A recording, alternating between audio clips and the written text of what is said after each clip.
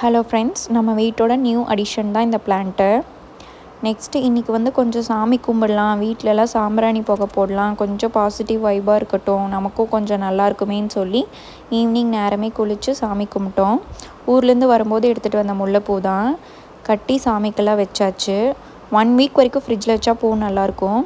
எங்கள் சாமி ரூம் இது தான், அளவான சாமி தான் வச்சுருக்கேன். ஈவினிங் 2 விளக்கேற்றி சாமி கும்பிட்டாச்சு. இந்த உப்பில் வச்சுருக்க விளக்கு வந்து ஃப்ரைடே மட்டும் ஏற்றுவேன்.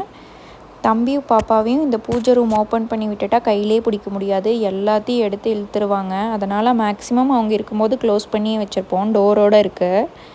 சாமி கும்பிட்டாச்சு. தம்பியும் பாப்பாவுக்கும் நல்லா நெத்தி நிறையா பட்டை போட்டு விட்டாச்சு. சரி, அவங்களுக்கும் கொஞ்சம் கோல்டாக இருக்குது, சாம்பிராணி புகை போட்டு பிடிக்கலான்னு சாம்பிராணி புகை ரெடி பண்ணிகிட்டு இருந்தேன். இங்கே இருக்கிறதுனால கறியெல்லாம் இல்லை, நார்மல் சாம்பிராணியை போட்டு கற்பூரை போட்டு பற்ற வச்சு கம்ப்யூட்டர் சாம்பிராணி போட்டு